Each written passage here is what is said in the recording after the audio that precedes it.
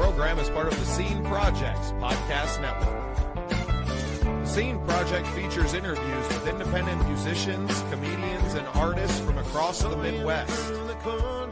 Become part of our community and support local art wherever you are.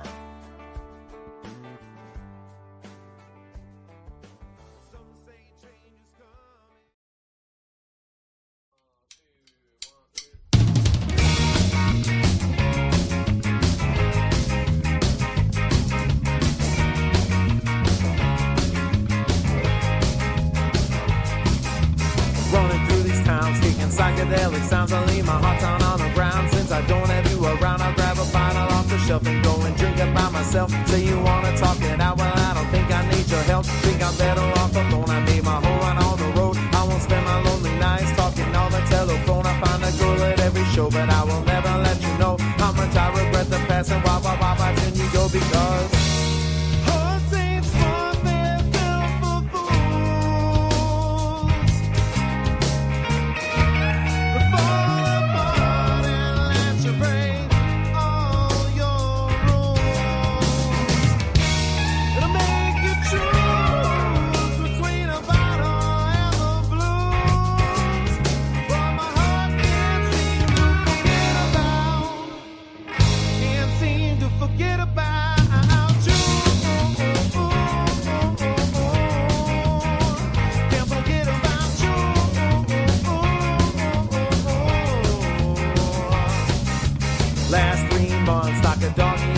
I got my heart off your leash, but you still infect my brain. So now I'm running round in circles, cause I can't forget the pain. Like 1,000 shiny daggers every time I hear your name. So I have to get control of my body and my soul. I pick my heart off the floor like I had it twice before. Should've cared a little less, we should've loved a little more. Now we both regret the past as we're walking out the door, because hearts ain't smart, they're built for fools.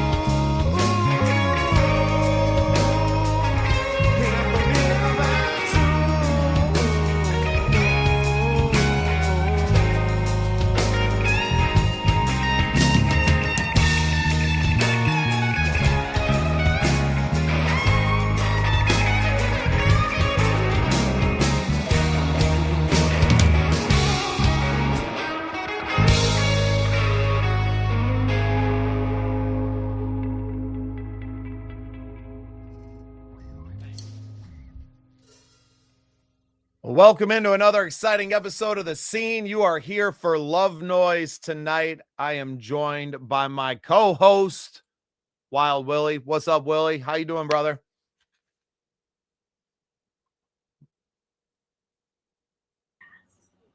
Good. How are you? Not a rookie mistake. Pretend you're a professional podcaster tonight, huh? Yeah. Love I had man. it muted because I didn't realize Cheyenne come over and I didn't want her to. Why, to make an appearance? It's kind of her thing, man. I know. Just Awesome. Wait till she hears you. Yeah, well, that's okay. Her Uncle Bubba loves having her on the show anytime I get a chance to. I guess our guests tonight, one of them is probably not going to be here. I have not heard from them. I have another guest who just got home from work a few minutes ago, so they'll be joining us soon. We have another co-host that should be joining us shortly as well. So pretty discombobulated night to start out, but gives us a chance to catch up, Willie. We kind of took a little sabbatical as you were moving and changing houses and, had a lot of personal things going on. But you're back now, and I know that you had a couple episodes that you ran on Soul Impact again today, and getting the podcast back fired up and kind of back on track, although you had plenty of episodes ahead because somebody was really smart and told you to do that. And yeah, let's not give him a big head, but he was really smart. He's got a big head. You ain't going to stop that either. What have you been up to, man? We haven't really gotten a chance to catch up for the show and for a lot of our listeners. So, how you been, and what's new in the Thornton household these days? Honestly, I have shifted from moving. Now I'm planning that big festival coming up this year. Oh no, Daddy! I got to Okay. Okay, wipe it off. You know what? We don't have a guest. Cheyenne, how you doing, honey? Good. You're good. Okay, good. He says eating pizza and watching Daddy's iPad. There you go. It's a good day. That's a great way to spend a Wednesday. But I have shifted from the house to the first story of the house is done, and that's all really me and Cheyenne needs. And now I'm hitting the ball running with the. Dad, go ahead and do my return soda. I love doing this show with Cheyenne. Go drink your milk.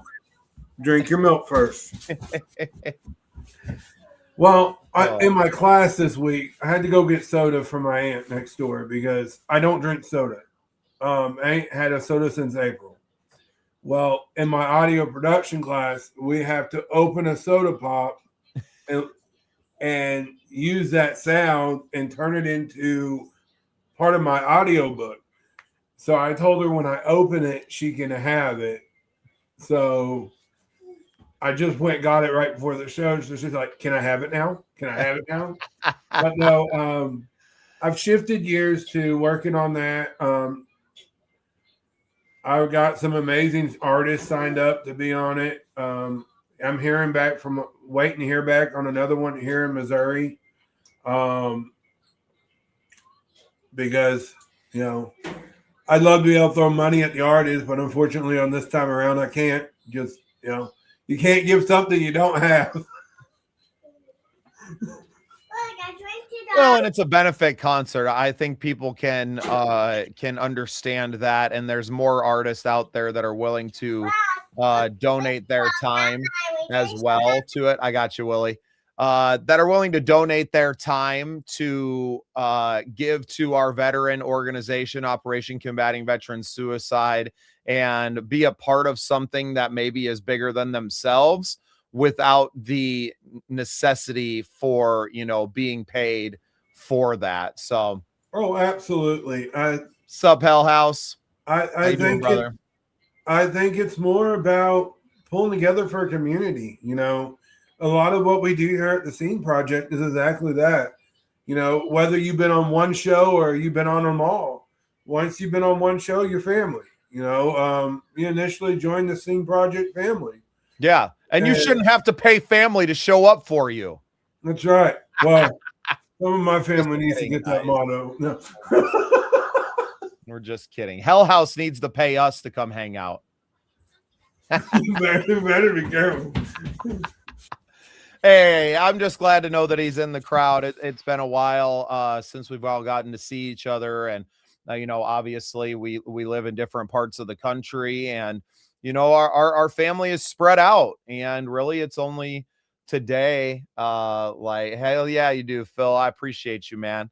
I appreciate you. I can't wait till I can bring some semblance of the show out into the Chicago area so you can get there, or internationally while you guys are on vacation every couple of months. It seems like the future of the Scene Projects is very, very bright. I've had some really incredible conversations on the podcast and otherwise the last few months, and it shows me where we're going, and where that is so far beyond our wildest dreams that we just talked about that. You can't give what you don't have, Hell House, and we know you ain't got no money either, so it's all good.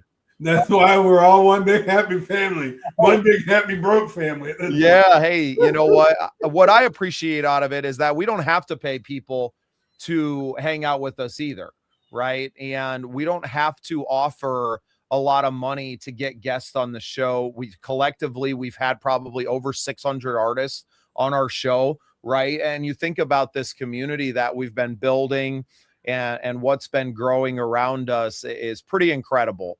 And, obviously we want to be in a position where we can pay these artists what they're worth. We believe that they're worth something. We know what it costs to have to move around and to play. But like you said, Willie, right now we don't have that. And when we do, God, by golly, you better believe that we're going to, chop it up and spread it around. But right now it's about kind of making it happen to show the world what's possible and creating the value where there's none, because nobody else is coming out and telling us that we're worth anything.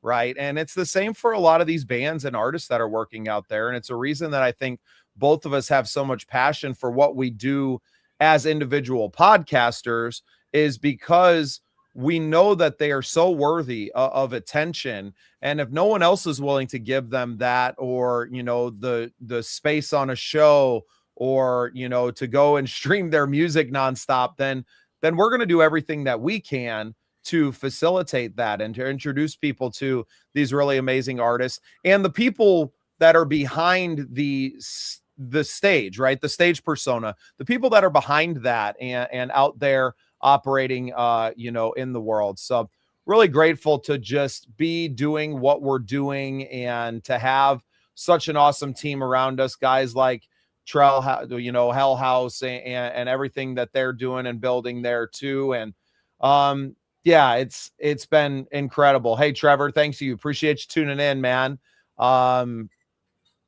We really love this family that's been growing.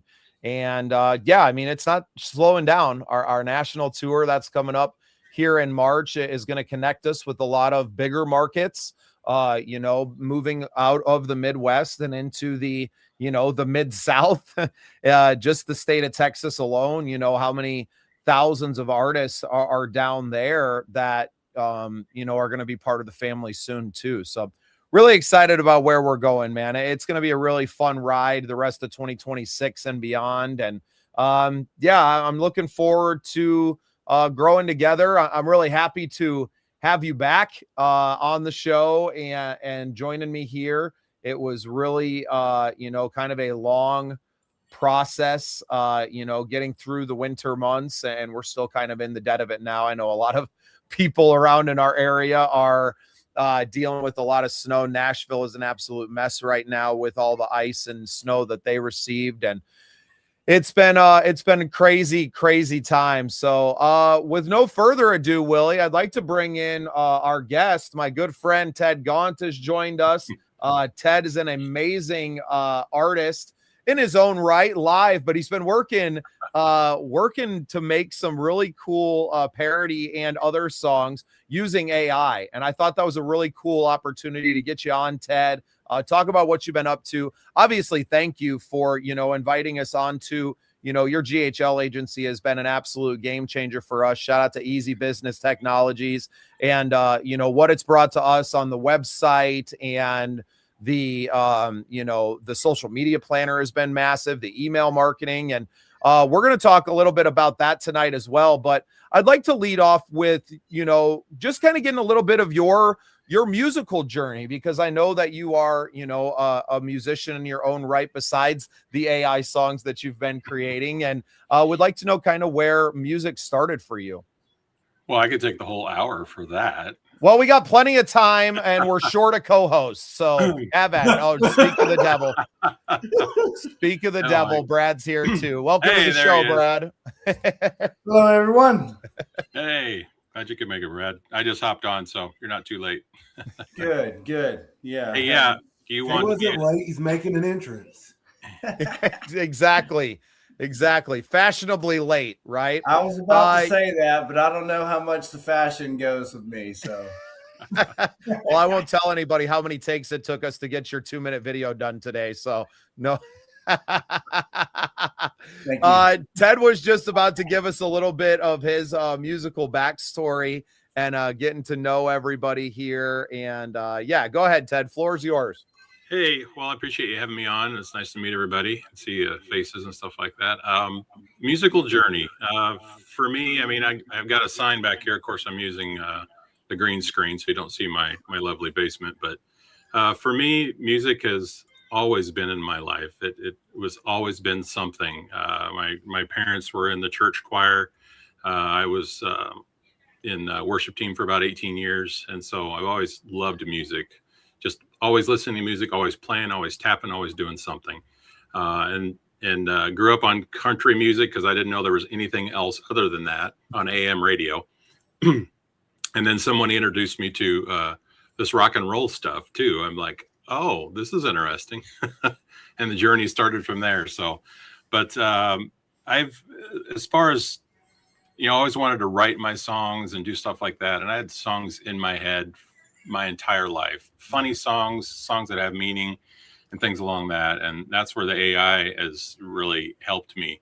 I've, take a song title and maybe throw it into one of the, I use a variety of things, but we'll just say ChatGPT for now.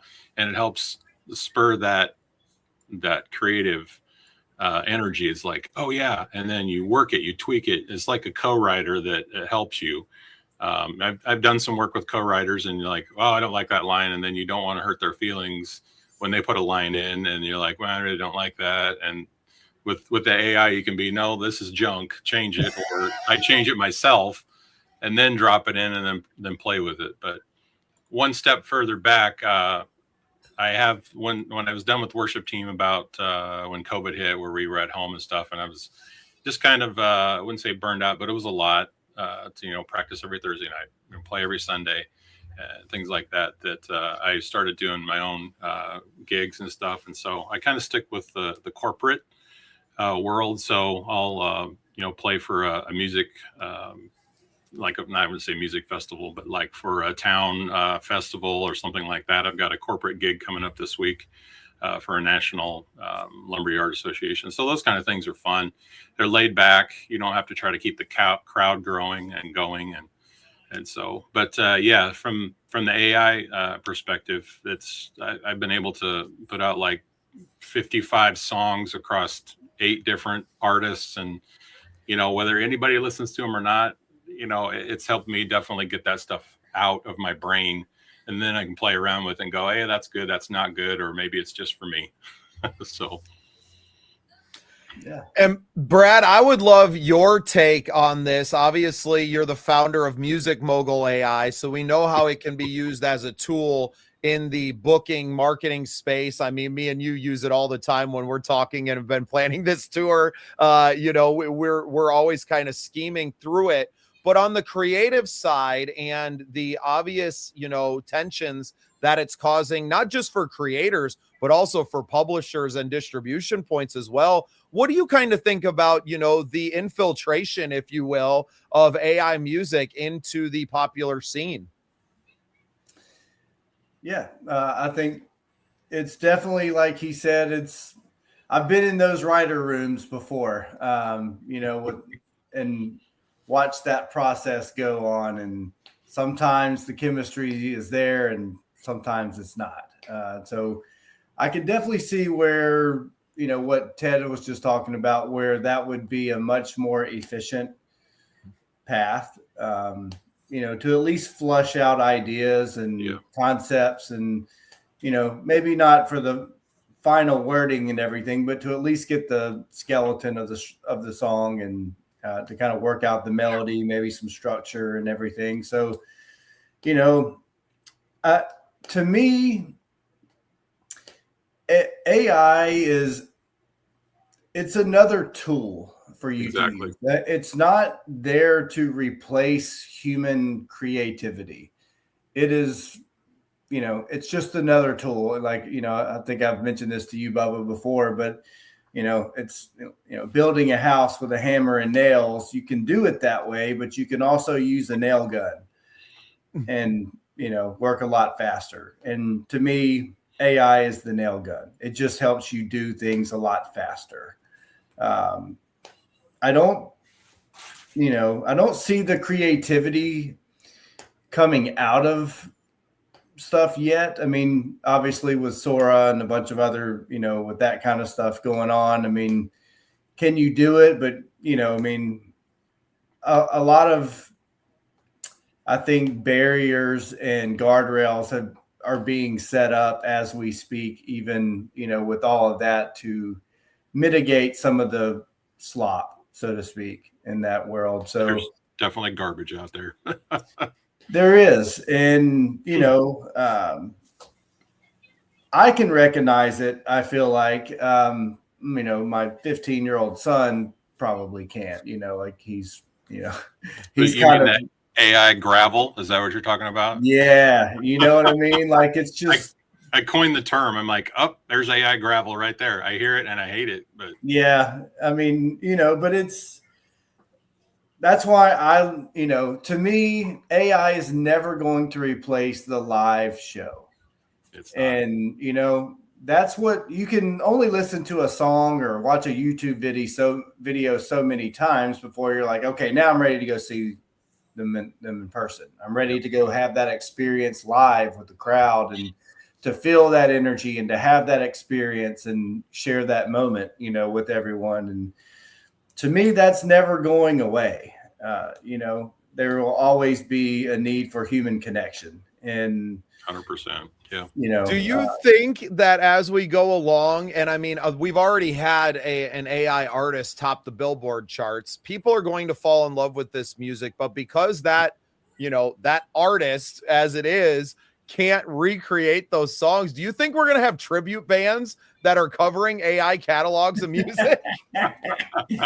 I think the holograms coming out to their songs and that being a whole thing is probably not that far in the future. Where you go to a virtual concert, you wear your glasses and you're there and you're sitting and you're rocking. Ted, I had a conversation with a guy today that's what they do, are film live events for VR immersive experiences. And just talking with him is like, man, yeah, the technology and everything is not that far away as we sit right now from having all of that. Because if you run AI and you run all these videos through AI and are able to train it to change. I mean, I work with Higgsfield AI now as well. And some of the stuff that's coming out of there, it's just like, this is bananas, man. What's real anymore? We are in a simulation. We're just waking up to that fact. I mean, this isn't I have real. to pinch myself daily to know that I'm still real, right? Like stub my toe just to feel alive. Listen, I don't know about for music, but AI helped me through my first 4 college classes, okay? Stop saying that, dude. You're going to have people from school listening into this. It's okay. I said help me. He's going to graduate valedictorian of his class at Full Sail and have to thank ChatGPT when he's on stage. I want to thank AI for proofing my speeches. Yeah, I want to thank Grok and Claude. You guys have been there behind me the whole time. The whole time. My study partners. Listen, when you're a hick from the middle of nowhere and you don't know the college level wording, it's okay to cheat a little bit. Well, I wish I would have had it when I was English and speech anyway. You went to learn more about music production so you could help artists on that side to capture, real artists and to become better at what you do. I know that you run sound and you have your karaoke business, but I love that you wanted to, dive deeper into that production and building, eventually a recording studio. And I mean, really, you have a lot of those pieces now, and now it's about working the, learning the magic behind the knobs. And, I know it's all on computer screens now, but the essence remains the same. It's never going to replace that feeling, right? Like that's why I create music, is I love the creation process. I love having an inspirational moment. I've had some that have been really bad, and I've had some that are really good, and getting that feeling out onto a piece of paper, then grabbing my guitar and kind of having the melody come to you is really an incredible experience that, I mean, AI is not going to be able to take that away from me. I think it can create that though. And Ted, maybe you can talk about that from the creation side of having, songs that you've been kicking around. I mean, you've written 60 songs in the last 12 months, essentially, things that have probably been kicking around for a long time in your head that you're finally able to just put out there. Like that's got to be extremely gratifying still. Yeah. Well, I started going through all my notes and Google Sheets and scratch papers. I'm like, I knew I had a song title somewhere. And it's interesting how the process changes. Like, for example, there was a song that was just called The Wind Knows My Name. I'm like, well, that just sounds like a cool song. Just the name. Okay, well, let's do something with it. So at first it became The Wind Kind of Knows My Name. What does that mean? Well, what it ended up finally being is it was a story essentially about a man who had a fight with his girlfriend, wife, whatever that is. She ran off, stormed off, and actually had a car accident. And it's kind of dark. And then like her family was mad at him, and then he has a struggle throughout the whole song about like, and it tells a story like, you know, where they carve their name by the tree and all that stuff. But then originally it was just, oh, the wind knows my name just somewhere, but then it kind of developed into this story of this guy and how he struggles with, and the woman becomes the wind who calls his name in the end. And so the wind still knows my name. And so just by going through AI and working through that, my own brain kind of went, oh, this story could take a different turn. And then you work through that. And then on top of that is the creative part of it. That's the writing of the song, creating the music. But then I've got this entire video in my head of exactly what it looks like that scene, that scene, that scene, and that scene. And so from there, you can storyboard it out with AI to, you know, give it the lyrics, and then it helps you get the image prompts for each of the image.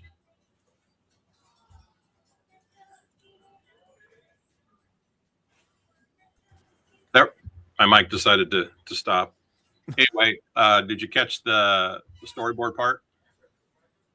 Not quite. I think that's where it cut out. So you were kind of Okay. talking about the video and how that was playing out. Yeah. So then using AI to storyboard that out, just like you would storyboard any kind of a video, you know, it gives you the sections of the video, whether maybe it's going to be a lyric video, maybe it's going to be a full-on music video, but you use AI to give you the image prompts to then drop into whatever your image generation tool is.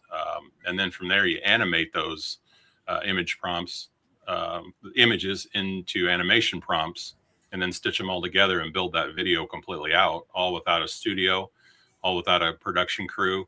And sometimes you obviously have a budget and can go do that, but a lot of artists can't. But you can take that vision of your head of, even if it's just a lyric video, of just, oh, take yourself standing on a road strumming a guitar, even if it's AI, and it can be you strumming the guitar with a lyric video. And then you've got that content to put out there for your career. So that's how I use it and create the videos and things like that. So I could definitely see where that would be helpful. I really do. You know, AI has helped me put my press kit together. I didn't even know what one that was until someone asked me, well, do you have a press kit? I'm like, nope. Hold up, I'll make you one. I ain't gonna lie. Bubba's the reason I've got into podcasting. I met him back last June, and we started talking, and next thing I know, I told him I had a vision, and next thing I know, he's shoving me out the door and telling me, there go. No. Yeah, don't tell me that you're thinking about cliff jumping and then walk next to the cliff, because I'm pushing your ass in. I had already known, right? Like, we had spent most of a weekend running this music festival together. We were kind of, you know, in tandem running sound and, you know, de facto stage managing for this festival that neither one of us were actually running. But you get to know someone's passion for music and for artists and a passion for having conversations and sharing stories, and really for podcasting. That's all you need to do. If you can be passionate about it and stay committed to just showing up and having conversations with people, the technical aspects of it are pretty simple. I mean, if you can run a Zoom call and hit record, you could have a podcast.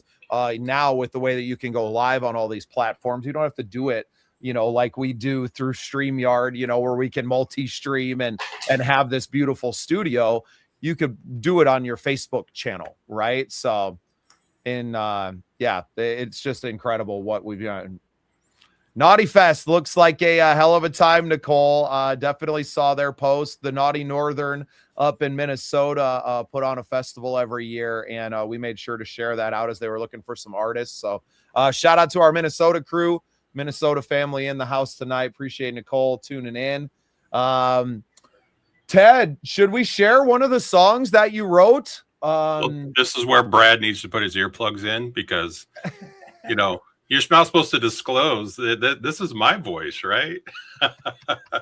Well, and if you have some of your songs out, you have recorded music? No, that it would only be covers if it was. And so that's the other thing about, all these songs I created out, and they're building like, hey, I kind of like that one. Or maybe other people are like, here's an album and I like this song, but it's got some traction on this other song. Well, oh, maybe people like that one. And then eventually, if the song fits in my, tone or whatever, I'll like to get into the studio and record some of them. I mean, I own the lyrics, I own the, so I can do what I want with those, and then eventually, turn those into real songs that maybe someday people wouldn't have to watch me virtually. They could actually show up to a concert, right? Well, and that's something that I have seen and heard some really incredible stuff of people fleshing out demos, their lyrics, but to have a fully fleshed out demo that they didn't have to go out and pay other musicians to play and to create with something that you're just planning on selling anyway, right? Just talking about songwriters that were looking to kind of break into Nashville's songwriting scene. And to me, like, that's not who I am. I'm a singer-songwriter. I'm writing my own songs so I can perform them. But to see what it could do is just completely mind-blowing to me. So which one should we do? You want to do Cash Brennan first or County Roads? You Cash Brennan? So he's the kind of the newest artist, kind of mainstream, kind of that 808 beat, if you will, that you hear everybody making kind of country rap. This one isn't quite as heavy on the rap side, but so the theory behind this one is essentially the things that are important in your life are not always money. Sometimes it's just having a piece of land with your significant other and just spending time and sitting under the stars. So is the song called Dirt Road Millionaire then? Yes. Yep. All right, let me flip-flop these two things. I had it backwards.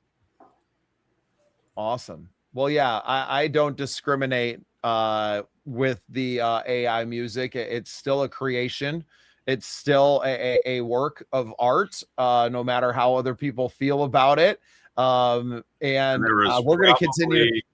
Man, it ain't going nowhere. So we're going to keep on talking about it. We're going to keep, sharing these things out there for people. I know people that are staunchly against it. And you know what? I think that for especially a lot of us that we don't have access to go to just our friends in Nashville around the corner and we're gonna develop a song in a studio. I live in the middle of nowhere. Nobody has a studio close to me. For me to get somewhere and to record professionally is a massive investment of my time and energy and money, right? So to be able to create in this way, I think is really cool. So this is Dirt Road Millionaire by Cash Brennan, written by Ted Gaunt.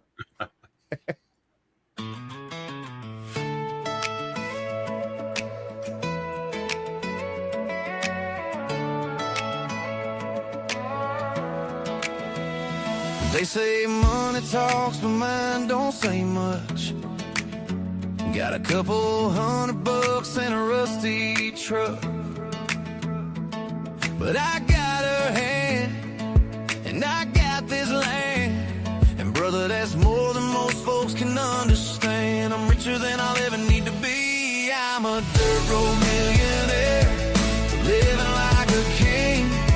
Got everything that matters, don't need anything. My fortune's in the sunrise, the smile on her face. My portfolio's is 40 acres, and God's amazing grace. I'm a dirt road millionaire. Yeah, I'm a dirt road millionaire. Dirt road, living like a millionaire. Dirt road. My bank account ain't breaking records, but my heart's in the black. Yeah, I'm all set. Wall Street's got nothing on this back porch view. When you measure wealth in moments, man, I'm doing pretty good. Yeah, I'm invested where it counts. I'm a dirt road millionaire. I'm a dirt road millionaire, living like a king.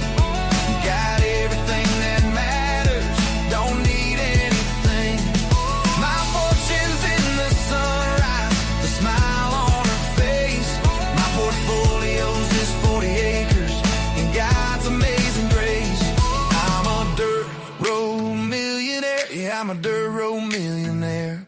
Dirt road, living like a millionaire. Dirt road. Yeah, they can keep their city lights and their corporate clown, while I'm out here making memories, baby, spending time. No stock options, no retirement plan, but I wake up every morning feeling wealthy where I stand. Got acres of freedom, stars from my ceiling. This simple life, man, that's the real deal. And you can have your penthouse, your fancy cars. I'll take this tailgate underneath these stars. Some folks chase zeros their whole life through, but the only number I care about is me and you. Just me and you. I'm a dirt road millionaire, living like a king. Got everything that matters, don't need anything. My fortune's in the sunrise, the smile on her face. My portfolio's this 40 acres and God's amazing grace. I'm a dirt road millionaire. Yeah, I'm a dirt road millionaire. Dirt road, living like a millionaire. Dirt road, I'm a dirt road millionaire. Yeah, I'm a dirt road millionaire. It's too long, first thing. Not radio ready edit. As I hear it, I'm like, that needs to be shorter. I think I got the point across, you know. You can't tell me that we haven't been hearing songs that were built by AI and maybe performed by real artists in Nashville for half a decade. Yeah. You know what I mean? Like, come on now. There's the fact that it can take it and build it that easy now is incredible. Like I said, this ain't going nowhere, man. This is exactly what the record labels have wanted. And I know, Brad, you've been privy to some of these conversations probably. I was talking with a new friend of mine, Manny Frazier, and Manny used to work for A&M Records, which was, oh goodness, his name's evading me right now. Tijuana Brass Band. Who was the leader? Brad, Stewart, Ted, somebody. Can't think of his name right now. Let me use AI and check that for you. Yeah, there you go. Well, anyway, after he had made money with some of his Herb Albert. Herb developed a record label. My new friend Manny worked there, back in the 60s, and he recalls conversations with these radio executives like, yeah, I wish we could just like get rid of these artists. Like they need to go get real jobs or something to that effect, like totally discrediting these people who are creating the art. And now, the system kind of has it, right? They have everything at their disposal already. And obviously they have, and they could create as many of these, as many cookie cutter songs as they want to and continue to fill up the radio waves with it, not have to pay anyone, and it's going to go on. But it's never going to create that bond that people have with a physical artist, right? Yep. And not to discredit anything in the words or something that you wrote. If you gave that song to an artist and they went and sang it, there would be teenage girls falling in love with that boy singing that song, right? Like you can manufacture pop stars with the right tunes. Yeah. That's the missing piece of it, that I struggle with. I'm like, okay, a good song, whatever. Good songs are going to float to the top no matter how it's created. If somebody likes a song and it's good and they like it, they're going to like the song. They don't care how it's created. There's that next piece. I want to connect with that artist, just like you said. How do I do that? Oh, they're not even real. Oh, okay. Or so how do you bridge that disconnect? That boggles my mind. I don't know what to do with there that. are teams of people right now, Ted, trying to solve that problem too, and creating entire. There's going to be more Milli Vanillis. There are people just going to be lip syncing, Dirt Road Millionaire. It's screwed up that those guys got completely ostracized from the music business, and that's literally how the top stars are going out and performing now. Everybody performs to not just backing tracks, but their own stuff. And it's crazy to kind of look back at that and be like, they were so far ahead of where they were too far ahead of the technology. That's what ended up screwing them. Perfect show every time. As a sound guy, I hate it. As a sound guy, I hate when people sing lip sync, because then people are like, I can't hear the vocals. I hate it. Now, if done properly, it probably isn't bad. Yeah, you wouldn't hate it if the audio was good out front and you didn't have to worry about if that artist was going to be screaming in the microphone or vice versa, right? Yeah, at least if you're gonna do it, make it to where you can perform it live, and it looked just as good as it sounds. If you're gonna lip sync it, I mean, and there's people out there that do it. Even now, there's some big name country artists that they lip sync to their own music, but you can't tell. Yeah. It's not as uncommon as you may think. Yeah. I mean, I have always been able to kind of pick up on that because I'm watching the lips and I can tell, if they're moving around on stage and dancing around, it's like, you're not even breathing into this. Like, I'm weird like that though. I can, and that always kind of diminished the product for me personally. But I don't know. I'm that way with my wife and I will go, maybe somebody's singing or whatever. And I just immediately just start jumping in. I'm just like that. They're singing so flat and that's so off key. And it's like, well, the vocals aren't mixed right. It's not loud enough. All I hear is the band. The band's awesome, but I can't hear the singer. And she's like, why are you so critical? I'm like, because I like sound that's mixed well and good. that is me too, man. I'm like, why is the sound man not giving it to the guitarist? He's in the solo, like what is going on? And I look back and the sound engineer's hitting on this chick and it's like, what are you doing? If they have a sound engineer. Not on his job. Hey, listen, when I first started, I was thrown into it. And I sat on my hands. I was like, I don't know what I'm doing. It sounds good right now. We're going to leave it. Because when I first started, Willie was so afraid to break it that just don't touch anything. Well, no, it had nothing to do with that. I didn't know nothing what I was doing. I had bought a system off Facebook, way bigger than what I needed to DJ and karaoke, and I had the basic knowledge down for that. But then I did a festival, and I was just supposed to play the music there, and the sound guy showed up drunk and passed out. Next thing you know, that wasn't me, guys. I'm just throwing that out there. This wasn't the festival that we worked on together. No, it was not Bubba. But it was Hell House. Oh, he's not here anymore. But I was like, nope. They come up to me because I had a way bigger board than what I needed. I had a 16-channel PV with 6 monitor channels, so it was way bigger than what I needed. And a little bit of overkill for karaoke. It was, but when you pay $430 for the whole system and you get everything you need, I'm not going to tell them, no, I don't want that piece of equipment. I'll find a smaller piece. But I'm thankful for that moment because that showed me, I always knew I loved music, but it showed me where my passion really is. And that was the moment where I realized that's what I want to be doing. Nice. Yeah, that's pretty cool because there's not a lot of that these days. I think everybody wants to be a rock star, and what you end up with in sound guys sometimes are guys that thought they were rock stars at some point or still want that. And I'm not accusing people of like sabotage, but maybe their ear just isn't that good for doing what they're doing because their heart maybe isn't into it like it should be. Maybe it just becomes a, means to a paycheck because you have all the equipment, but you don't actually care about making someone or, something sound better. Or maybe you just don't know. And that's for me a lot of what you tend to fall into. You get all the gear and then you're like, oh, well, I have all the equipment, so I'm a sound guy. And it's like, well, no, you're just kind of a guy with all the equipment. There's a lot more to being an audio engineer, as Willie is quickly finding out, and a lot more that you can do when you have that knowledge and when you're equipped with it. Yeah, because a lot of time people think when you get in that situation that you just got to once you find that magic spot, just leave it.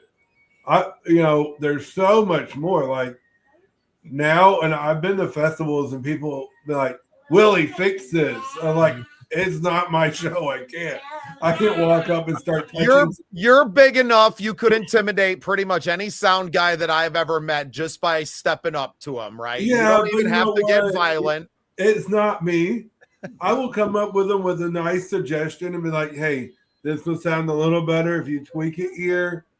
But egos get in the way. You better turn that treble down or you're going to catch these hands, son. The ego gets in the way. I can't tell you how many times people have told me, I've been doing this for this X amount of years. I know what I'm doing. I think there's more ego in the sound guy world than there is in I was going to say lead guitar player, but that's not true. Nobody can. I have a huge ego. I'll be the first to tell you. I have a huge ego. But when someone comes up to me and be like, hey, you're doing great, but if you tweak it here, it's going to take it over the top. Yeah. But if you come with me at me sideways, I'm going to tell you to take your opinion and shove it up your butt. Yeah. Well, the good sound engineers, they can, there is an art form to it. Same with lighting directors, there is a huge difference in, talent as far as that goes. But a good sound engineer to me makes it sound like you're wearing headphones. It is that dialed in where it literally sounds like you have AirPods or over-ear, headphones on, and it's dialed in for you. They're probably looking at the numbers and their gauges and their LEDs. Yeah. Even above and atop what sounds good to them. They know what that mix is. And yep. And then part of that is just being familiar with the equipment. That was a tough one.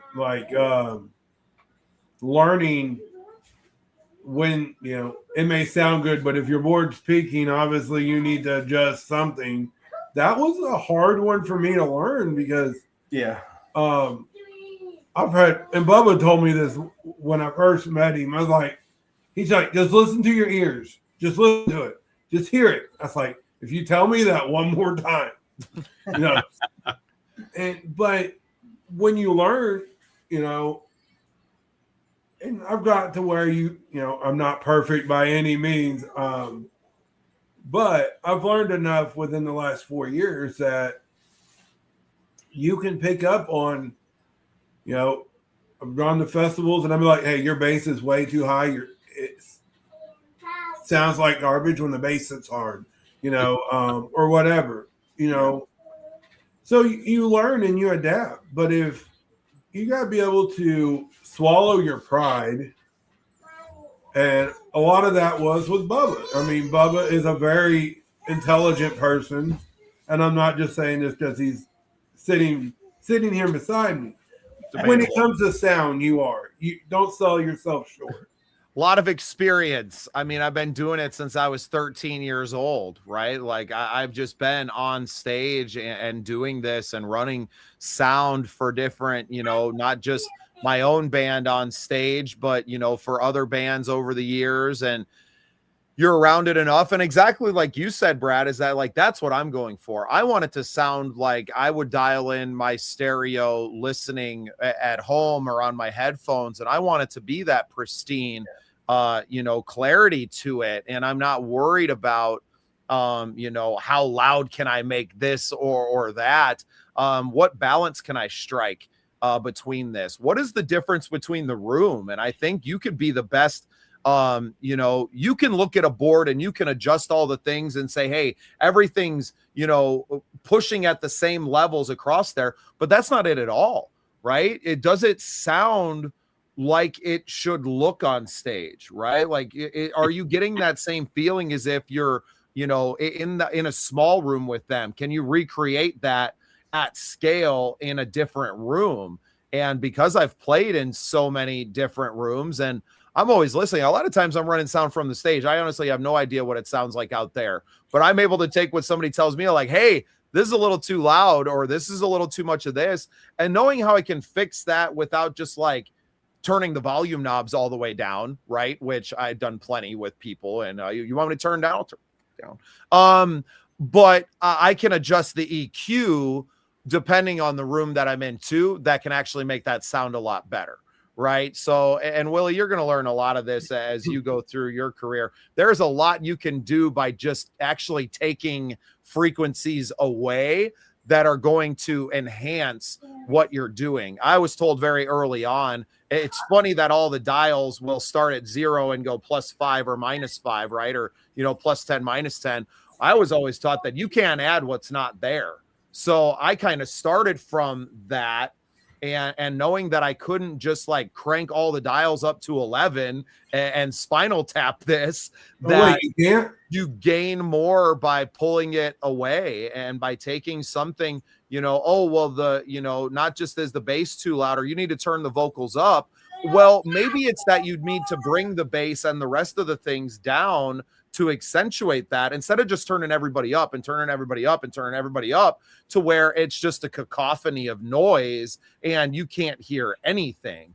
And I think that you're going to learn that over the course of your career, that sometimes bringing the other things back is a way to bring something else forward instead of what somebody with no experience would say, just like, oh, the vocals you need to turn up. You need to turn this up. You need to turn this up. Is like, well, you know what? Maybe that bass is just completely overpowering everything in this tiny room, and we need to actually bring that back a little bit. And and I've learned that. And honestly, you have been that big help, is when you taught me that the last summer. That I was taught, if you can't hear, when I first learned, if you can't hear, turn it up. Turn it up. Well, then, you said, come out here and we listen. I tell you, my next piece of equipment I buy, it's going to be one of those that run off a tablet or an iPad, and I can walk the crowd and I can adjust it out in the crowd. That way, I'm not stuck in one position. But you taught me that, and that's probably one of the biggest advice that you've given me that has helped me tremendously. I mean, you take knowledge and you got to be pliable. You got to be pliable in the industry, whether you're an artist or a sound guy or marketing person. You got to be pliable. And I think we can relate that to, using AI, whether it's on the, booking management side, like we're working with Brad, or what Ted is doing with the songwriting and, production of demos. And Ted, have you kind of, I don't want to say shopped around necessarily, but have you had anyone, have you played these for anyone that, oh, I really like that track, I'd like to perform that and kind of want to cover some of these songs? I have not. I'm not sure where to find those people. I'm definitely. They're Brad's neighbors. Oh, well, Brad, I can give you the whole catalog.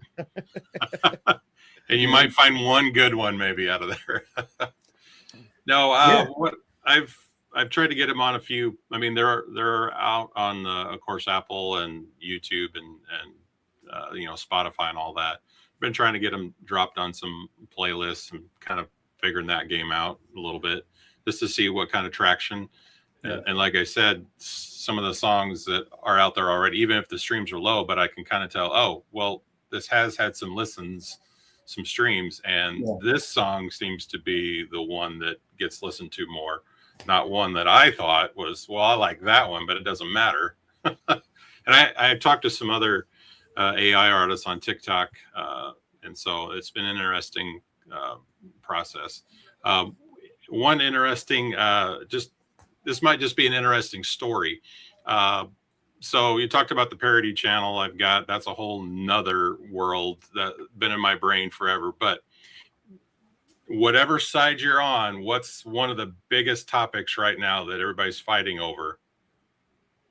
The ice protest in Minneapolis. Guess what song I threw out there in September? Ice Agent. Yes, Ice Agent. And I was looking, and this was before all the Minnesota stuff even started happening, even before it blew up. I just thought, well, that's just kind of funny in general. I put it out in September, and I just was looking one day. I'm like, why did that thing? The video was horrible. It was like a 9x16 like wedged into it was terrible. I'm like, this got like 60,000 views. And so I thought, I'm going to make that video better at least. So I made a little bit better video. And it's like a couple weeks ago, it's already got like 3,000 views on YouTube. And so it's like got 80% of my stuff on YouTube. I'm like, what? I'm like, just keep going with it. You know? And so it's just, crazy on that. But yeah, it was just timing on that. And that's what another AI artist talked about. I said, how did you get all these streams? He goes, well, it was, a certain time and it was the Charlie Kirk stuff when all that came through. And he did like a song about that. And he said it just took off, and so, yeah, that'd been kind of interesting watching that wave run. Ted, have you sent any of your tracks to any record labels? I wouldn't even know where to start on that. I've had one person one time said they would send it to a friend of ours. It's a record label. I did get it on like an internet country radio station. I made friends with a fella. So I am listening. If I were you, that's what I would do. Okay. I would be, do you have a Disco account? Are you familiar with Disco? I have DistroKid, but not Disco, no. Okay, so Disco is a site that a lot of songwriters use, especially in the publishing world. If you're trying to get your songs for licensing and synchronizations and things of that nature, you can use plenty of other sites, but that would be. I think I have one song on Song Trader. Yep. Yeah. I mean, as long as you can give them access to it, you may want to get them to sign a non-disclosure agreement before you give them the songs, obviously. But you could send it to Big Machine or some of the larger. I mean, I know they have millions of songs and songwriters. That's kind of what I figure. I'm like, I'm just the little, That's okay. It doesn't matter where you're from, really. It just matters how good the song is. But will it get listened to? That's my question. Yeah. Well, I mean, so you want to start with take 3 of your best songs. Take 3 and get their attention with that. Okay. Because if they can hear your talent and what you're doing with 3 songs, then you can pitch them the rest. But you can't like send them like the whole catalog and say, listen, here's all 60 of my songs. Tell me what you like. Figure it out. No, there's ones and basically, sharing it with people, or I've got one I shared with somebody this morning. It's actually a heavy Christian hard rock band. It has a little bit of a skillet sound, but it kind of crosses over into some of the other.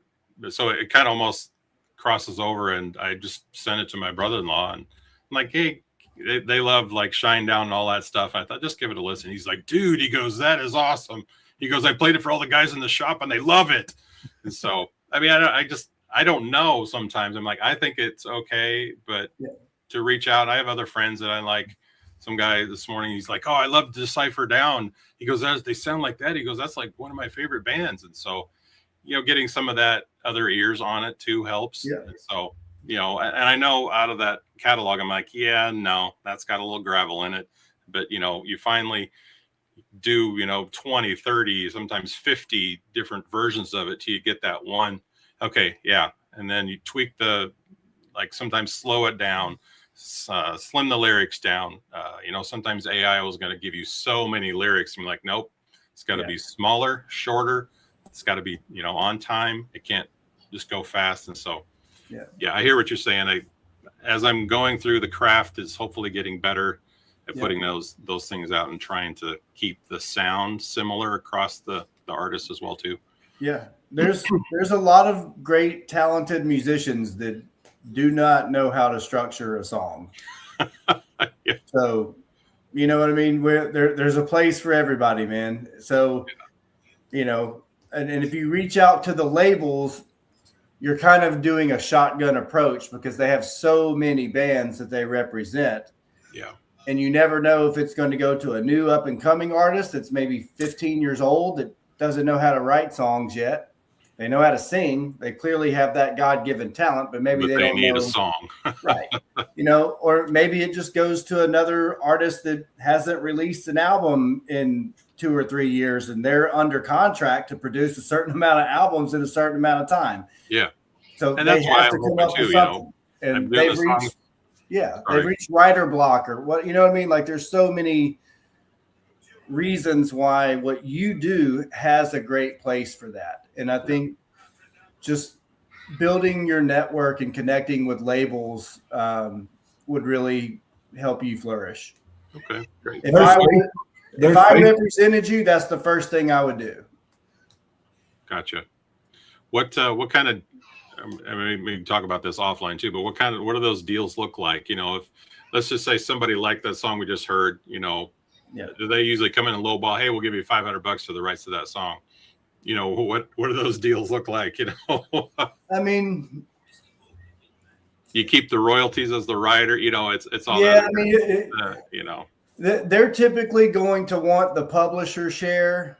You know, if they buy it, you would still keep your writer share of it, but they would want to get that publishing share more than likely. You know, whatever the upfront fee is, just depends. You know, that's always a tricky thing to do. You know, and they kind of base off of what you've done in the past. So they're not going to offer anything, just royalties. Well, I mean, sometime, you know what I mean? But that doesn't mean you have to take it. Correct. You can be like, look, you know, you're one of 100 labels that I'm approaching with this. You want it or not? Yep, exactly. Well, you'll be the first person I call if I get 15 grand. I need 45% royalties and ask for the world. And then they're like, we'll give you $15.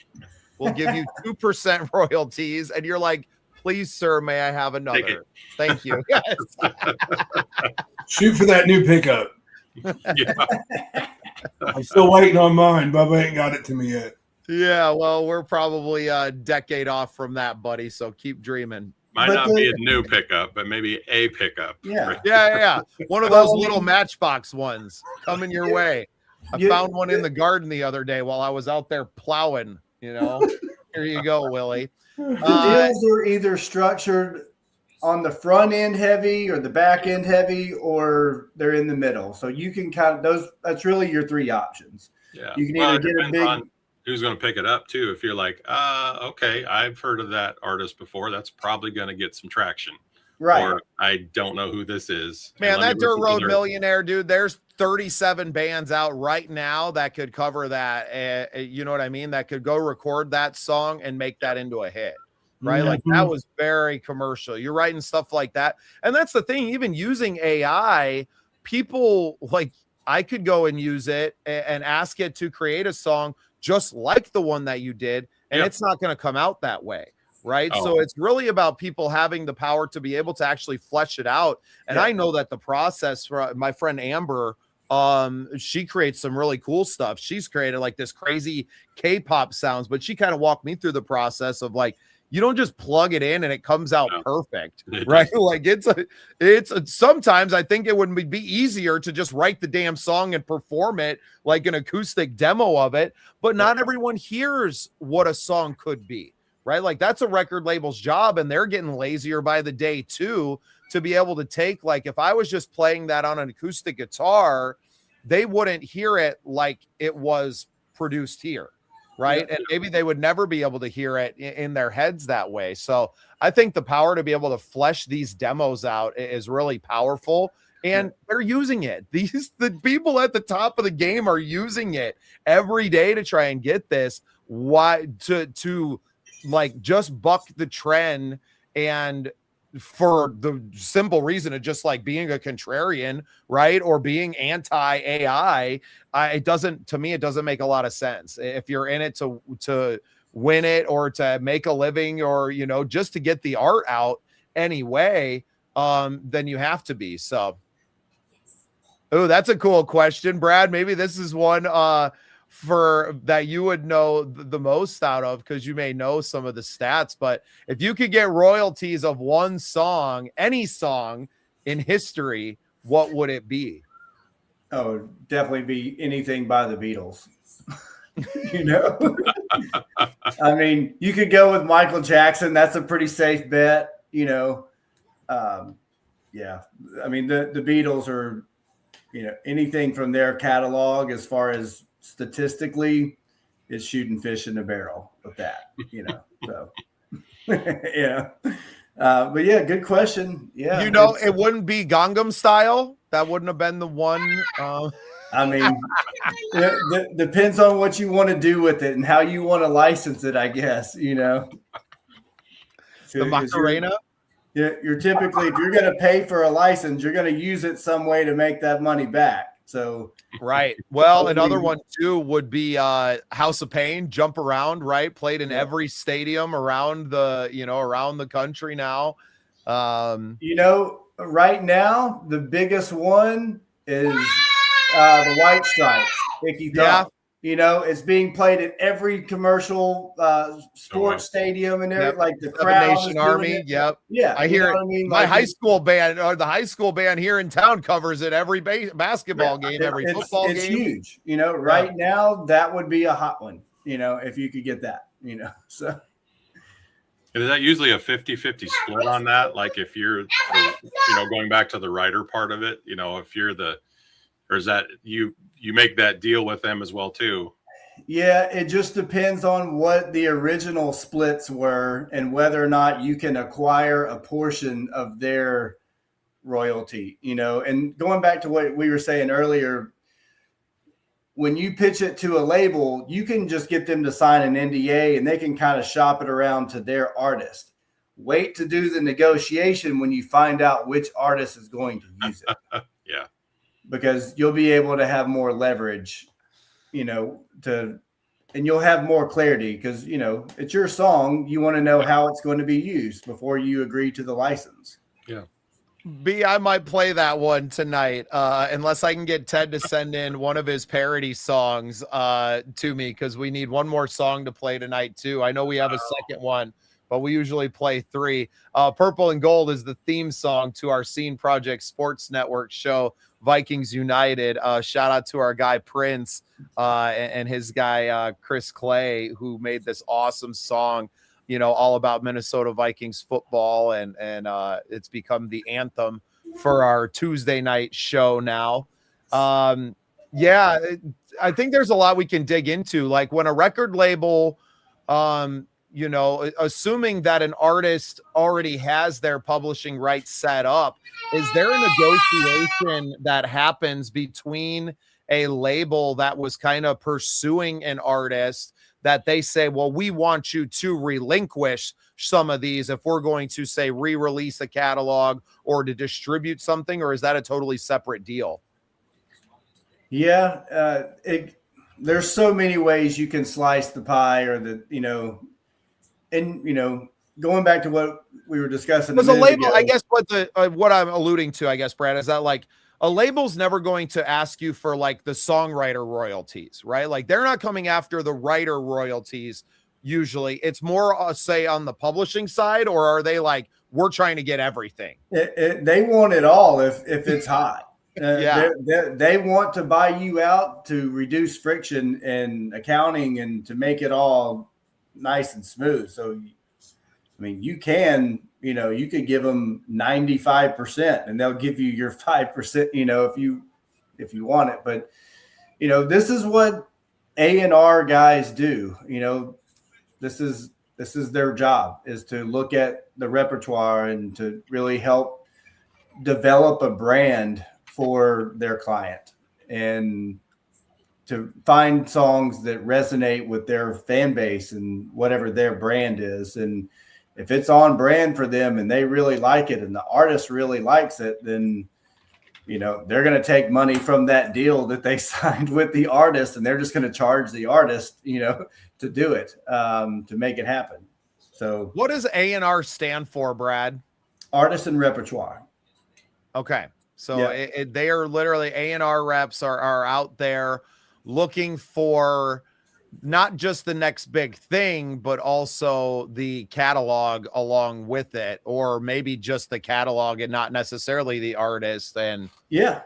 Yeah. There's so many ways that you can slice it. And, you know, that's, if you've ever heard anyone say, "Oh, I don't like it. That sounds too synthetic," you know, or something, you know, with a song, a lot of times that's because it is, you know, they didn't write it. They're not able to bring that emotion into what the songwriter meant for it, you know, or it feels like a sales pitch. You know, same thing with in marketing, you know, like you can deliver it from the heart and be true, or you can kind of have a pitch on it. And the public is pretty good at picking that apart and understanding whether or not it's authentic or not. Some people are.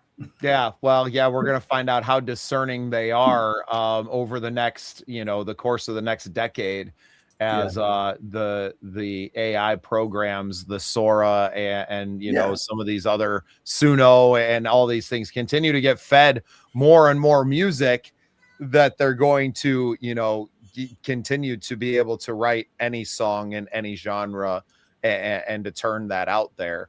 But I wonder if go ahead, Brad. I was going to say, but the public hasn't cared for a long time about that. You know, there are plugins for a certain guitar lick that is on tons of albums that nobody knows that, you paid for that. Like you didn't play that lick with that tone. You bought a plug-in in the studio and then you tried to match it later on, But not just that. There's so much into it now that you can take your effects and your EQs and your compression, and you can make pretty much anything sound like an instrument now. Yeah. I mean, I did it again this week. Yeah. And it blows my mind. It really does, because like it takes things that you would need, a whole band behind you while you're trying to record, and you can take a cardboard box and a wooden spoon and make it sound like a kick drum. I mean, yeah. And that's, I love that drum tone. What kind of kid is that? You're like, it's cardboard and pots and pans, son. That's what. Yeah. Listen to the ka-chow. No. Yeah. The MIDI instruments, which stands for musical instrument digital interface, but you're basically taking anything and you can, like you said, you can change the octave of it. You can change the reverb on it. You can do all of that digitally now. So Oh yeah. And like you can do a lot more with it now than you ever could. And there's so many different plugins, like you were saying. There's probably, if I want to buy them all, I have access through my college to so many different plugins. Right. There's millions of them. Yeah, I was going to say it's in the 7 figures for sure. Yeah. Ted, I'd like to go ahead and play the next song. I sent you another one if you want the parody one. I did the Gordon Lightfoot one. Cool. I'm really looking forward to hearing that. But I want to play this Old Mill Road by another one of your artists, County Road Junction. So I would say County Road Junction is, in my mind, was a cross between, has anybody heard of the Steel Woods? I've heard the name. I don't know that I've heard a lot of their music. So they became like just love them. They've got, it's like a twang mixed with rock, almost like a modern day Leonard Skinner kind of. So it's Americana mixed with some rock in there. And so kind of with the Chris Stapleton voice, a little bit of that twang, but gravel. So Brad, this was a little before I tweaked more of my sound. So you might catch some gravel in there. You tell it to use a raspy voice, and it can't do the it can't do that like our voices can. Right. It just goes because it has to digitally do it. Step it up, yeah. But have you heard of was it Treaty Oak Revival? Have you heard of them? No, I haven't heard of that one. So they're a real heavy kind of a country twang band, but they got a real heavy sound. I played it for my stepson, and he loves them. He goes, I'll listen to that over and over. So this is the song. And so awesome. Well, this is Old Mill Road by County Road Junction.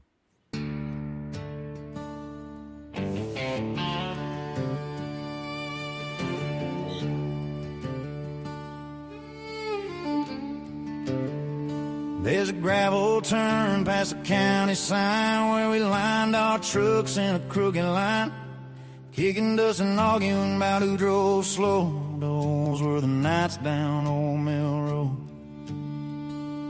Hamming down speakers in a beat-up Ford, someone strumming something in the wrong chords, laughing at stories only we'd ever know, finding ourselves on Old Mill Road. We weren't lost, just running wide open, trying to hold on to things still unspoken, learning about love and letting things go. Yeah, I grew up fast down Old Mill Road.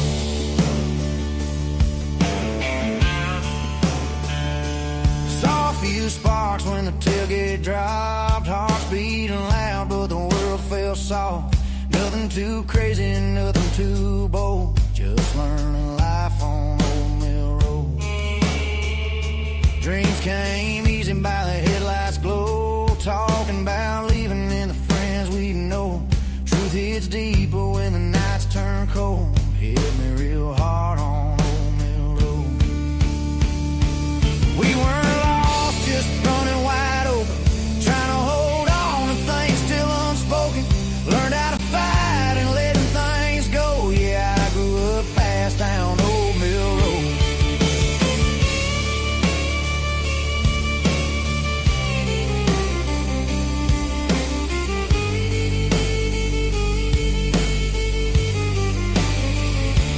Time could bend, I walk back again, hear the echoes of those half-wild friends. We were just kids with nowhere to go, finding ourselves on Old Mill Road. We weren't lost, just running wide open, trying to hold on to things still unspoken, learn the cold truth and letting things go. Yeah, I grew up fast down Old Mill Road.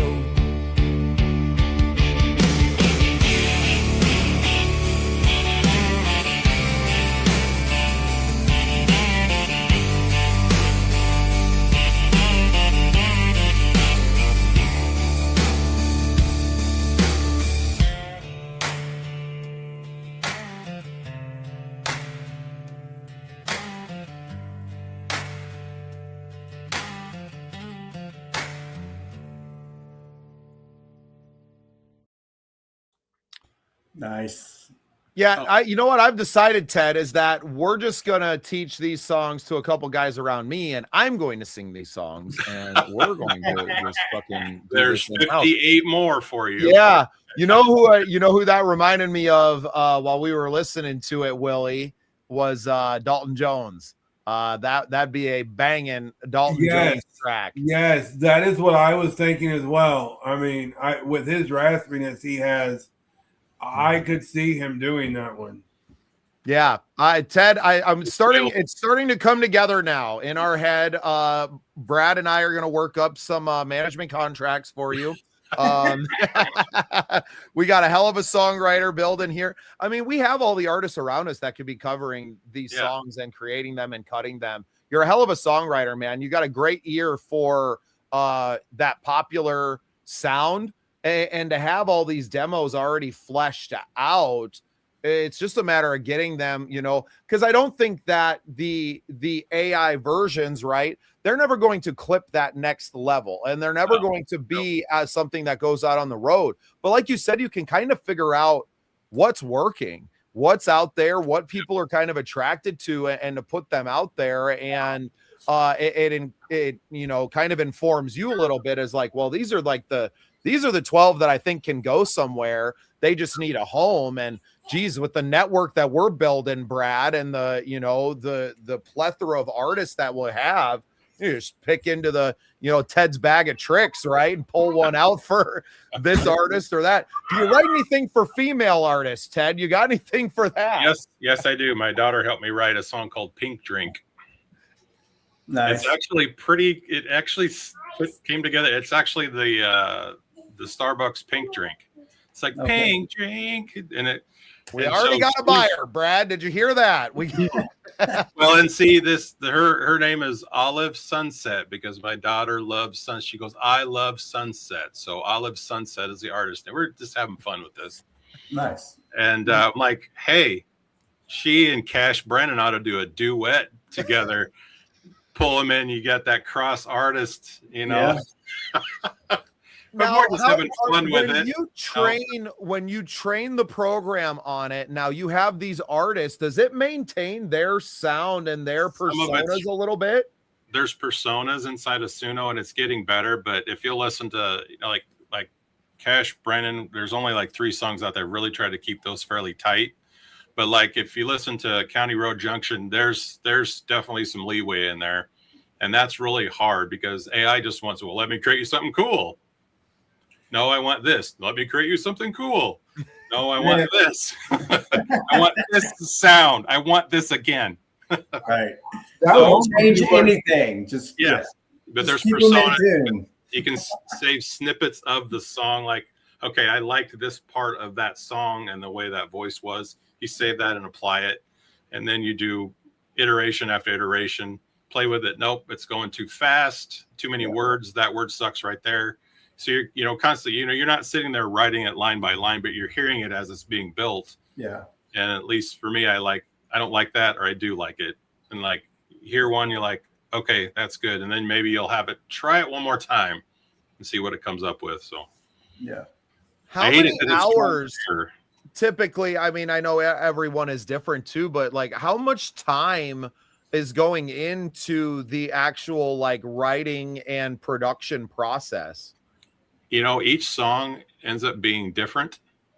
Like I have some where the song idea, you know, the idea in my head, or I have a few lines, it comes out. I'm like, hey, that's really pretty good. You tweak a few things, throw it in Suno, and it like, wow, it did that in the first couple takes. And then you have some like that, some of the parody ones that I try to do. I'm like, you got like 50, 60 versions of it. I'm like, it just isn't going to do it. So on an average, I would say, you know, from probably an hour or so on the words.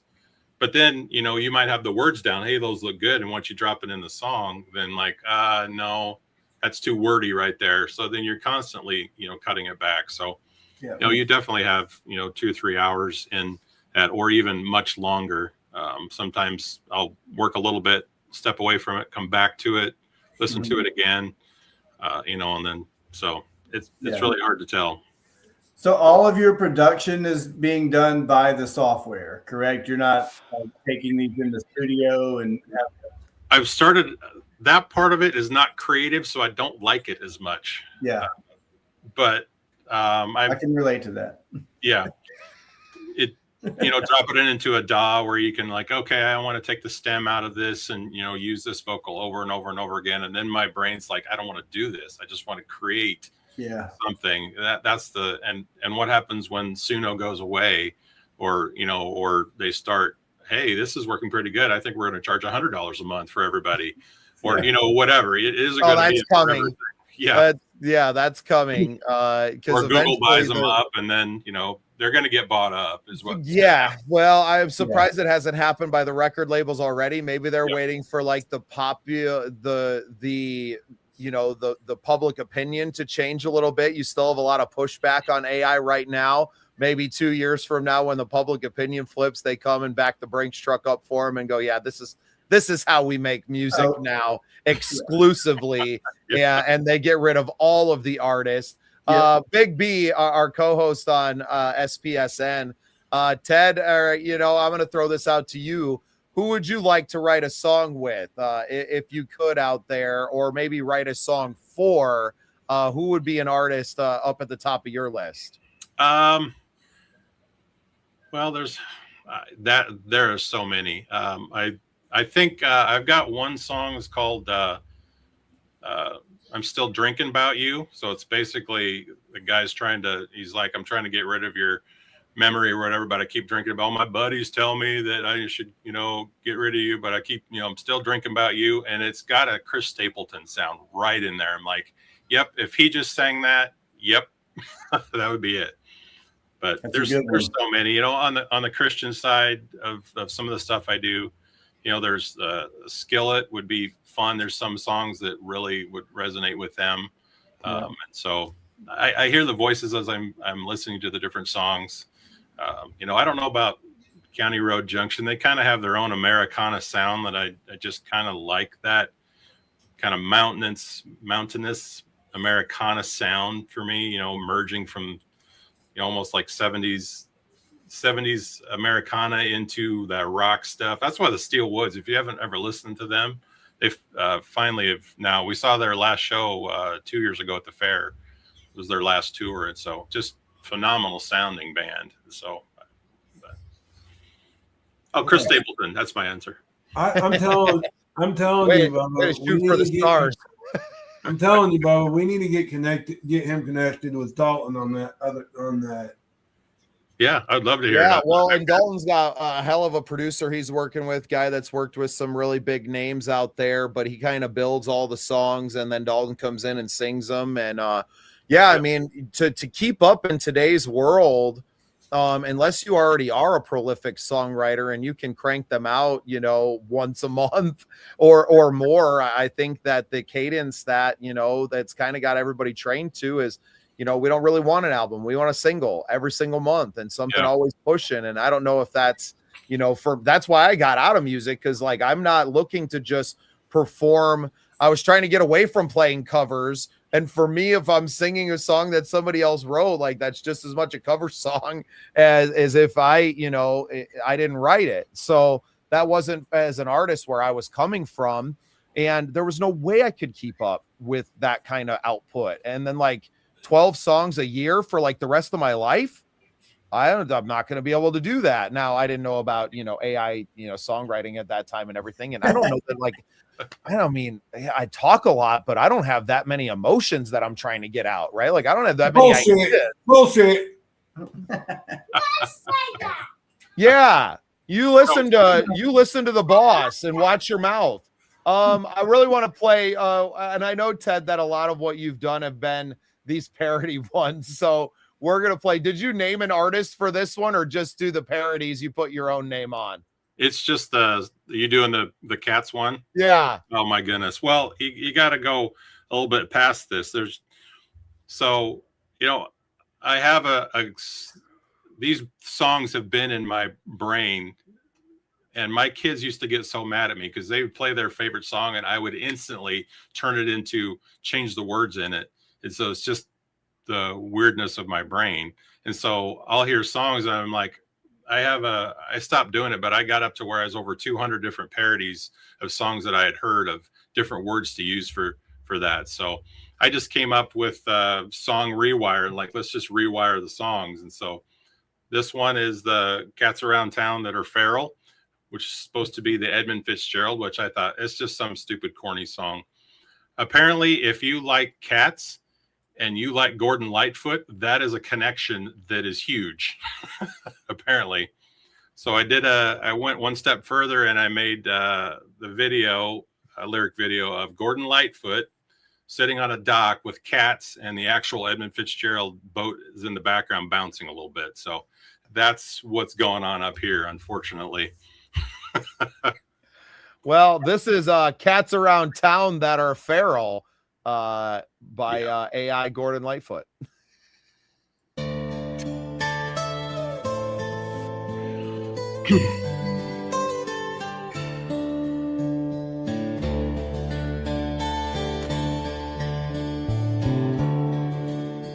The legend lives on from the alley on down of the cats around town that are feral.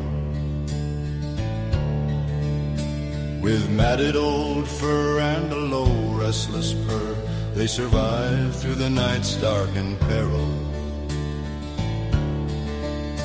They slip through the fog and the flickering light by the diner, the park, and the station. No collar to wear and no human to care. They hunt with a quiet fixation. There's one they call Scratch by the old laundromat, and a Tom that the locals call Harold. They battle for scraps near the back of the tracks, those cats around town that are feral. A whisper of pause through the puddles and glass, where the lamplight paints silver reflections. They vanish by dawn when the stillness comes on, their trails lost in faint recollections.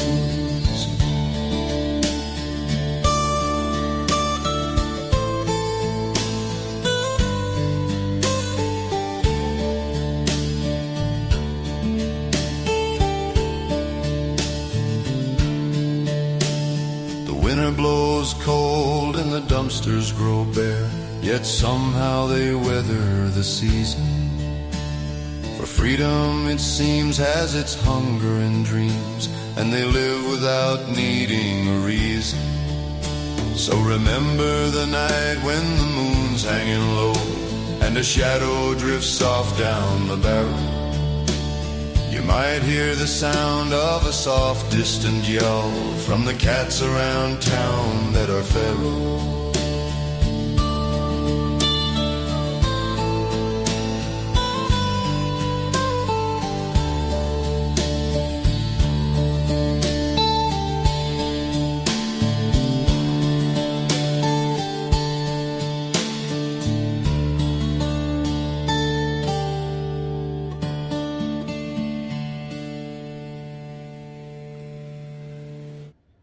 I don't know about you guys, but as the owner of 4 feral cats, I like this version better. Well, you know, I came at it with, hey, this is just a parody. This is supposed to be funny.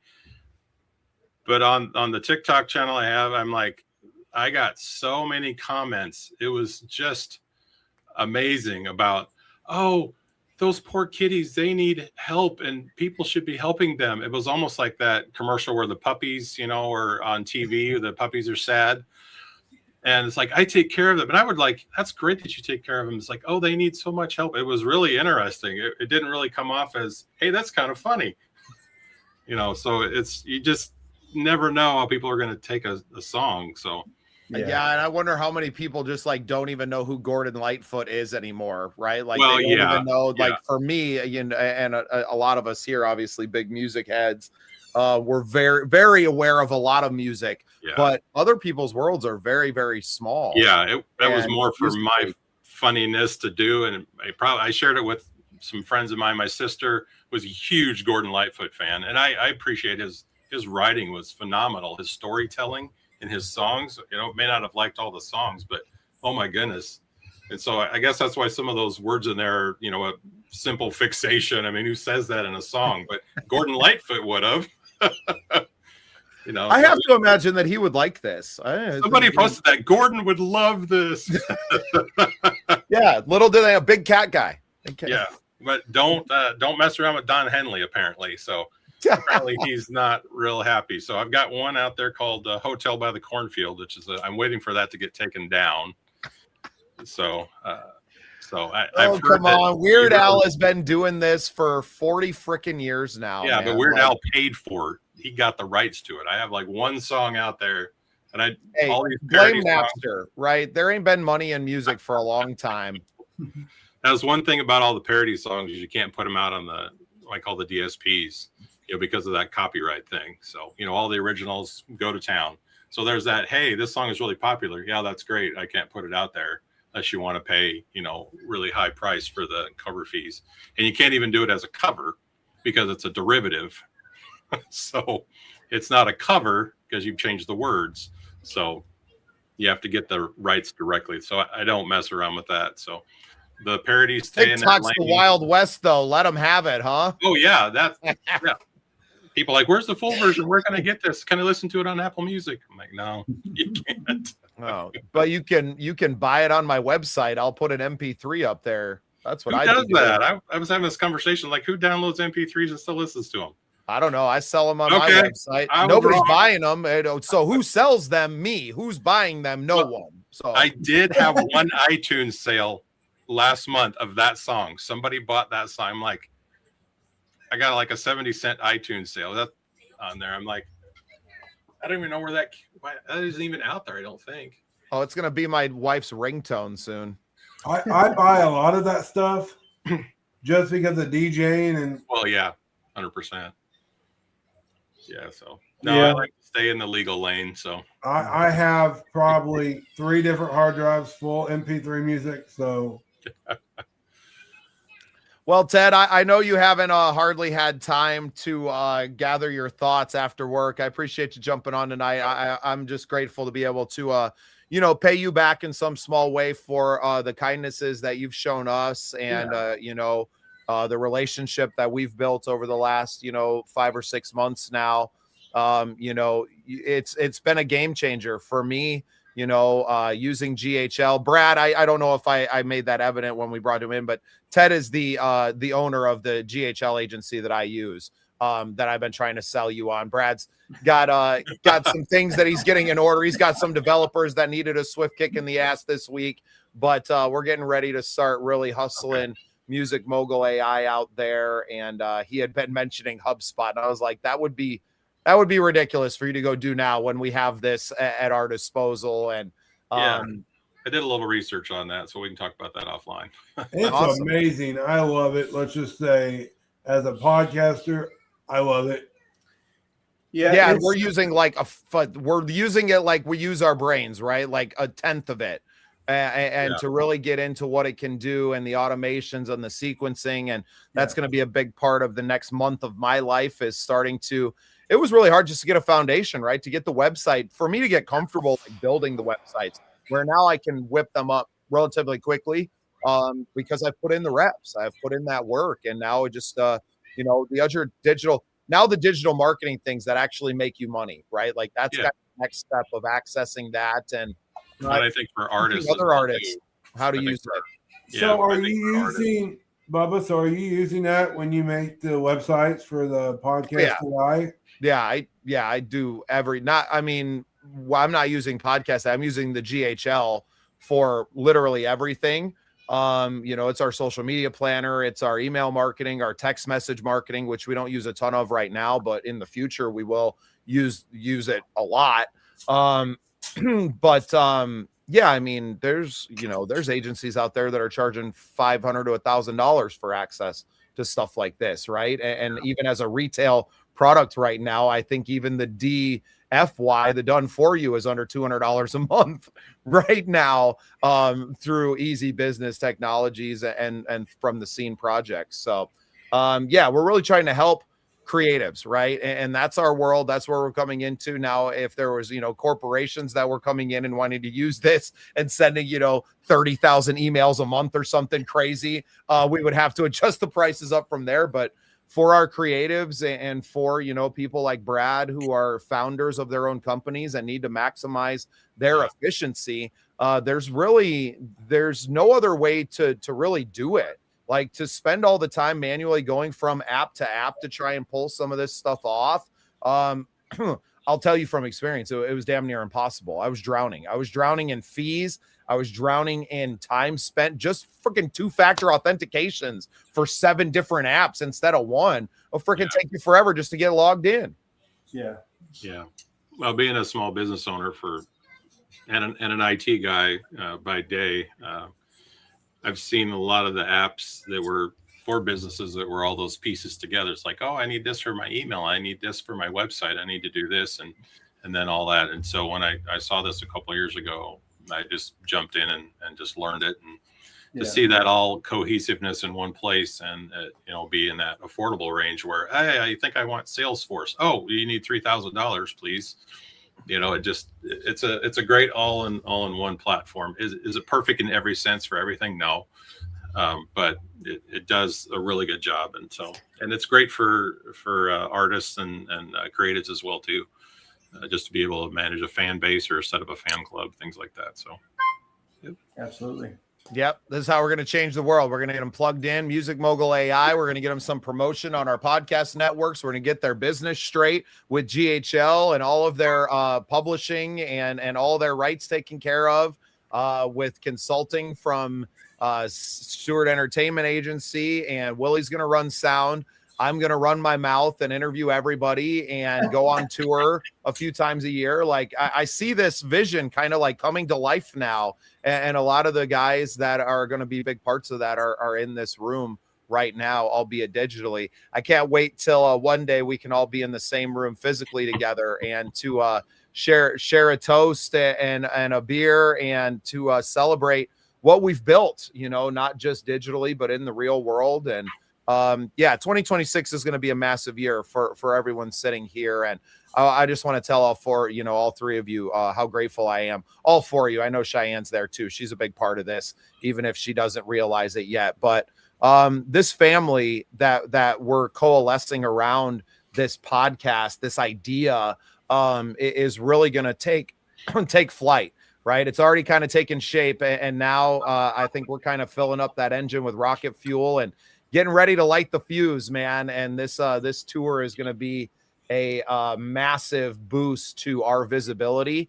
And I'm looking forward to the ride with y'all, man. It's going to be a lot of fun. I am as well. Yeah. I love the community, you know, that you've built up, Bubba. And, you know, it's so great to meet everyone here. And, you know, it's all about strategic partnerships. You know, that's really, you know, when we're working smarter. I mean, I think we're all hard workers or we wouldn't be here, but you know, we have to combine working smart with working hard. And to me, that's where the real, you know, traction comes from.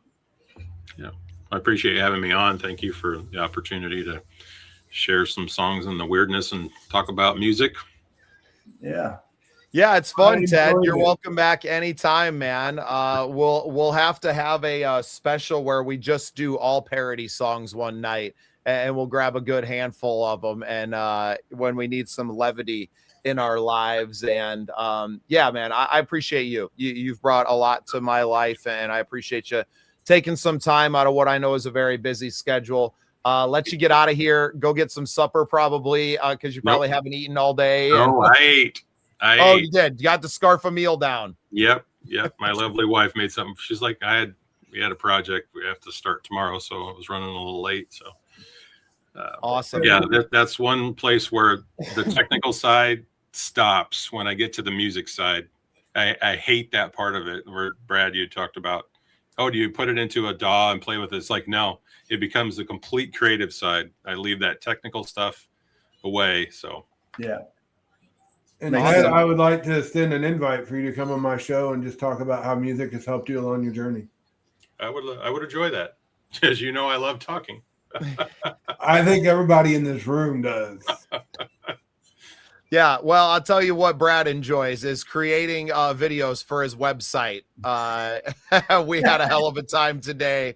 It was kind of fun to play engineer for Brad and watching him go through what a lot of us as artists go through, right? Having to do take after take and rehearsing on the spot and creating it. But I think we nailed it, Brad. So kudos to you stepping in front of the camera, which I know hasn't always been something that, you know, you're comfortable doing. But, you know, as a founder now of something that's going to be an absolute game changer for independent artists, you realize that you have to. And I think that's a big step for you today. And glad I got to be a part of it, man. It was a lot of fun. My kids asked me what my favorite part of the day was, and I was like, I was laughing at Brad for sure. I'm glad I can make your day. Brad, if you hold real still on the camera, I'll take a screenshot of you and I'll make you an avatar, and then you don't never have to talk on camera again. You know, I thought about doing that, and I actually made a couple because I was like, well, you know, maybe I should have both, you know. And I looked at it and I was like, no, man, you got to do this yourself. I need one of those. I don't like camera. Just kidding. Yeah, I did. I thought about mailing it in like that for sure. It did cross my mind, and I did try it a time or two, but I was like, it's just so much faster for me just to talk, because I can talk way faster than I can edit and, you know, do all that. You know, I'm kind of like you. I just would, I don't know. Get it done. Just get it done and grow up, man, and just make it happen, you know. I think that's the best advice we can leave everyone with. Grow up and make it happen. And I hope that everyone out there is able to do that in 2026 and to really put the hammer down on their music careers. Make sure you check out Music Mogul AI, musicmogulai.com. Check out Ted's music and his artists. I can't remember all of their names, but you can find them anywhere. Easy Biz Tech. What's the website for Easy Business Tech in case people want to check that out? Yep, it's Easy Biz Tech. If it's for musicians, I have musicianbuilder.com, which tells a little bit about that as well too. All the same thing. So, but just Easy Biz, B-I-Z Tech, T-E-C-H. Awesome. Obviously, Willie has Soul Impact, and he's the co-host here on Love Noise and guest co-hosting on other shows that he happens to fall into. And yeah, my name is Bubba Starts, the executive producer here at the Scene Projects. You can find us online. We're out there, and we'll be back here next Wednesday with another interesting artist to talk to and share some songs with. And thank you again, gentlemen. Have a great night. Thanks for having me on. You as well. Thanks for having me. You too.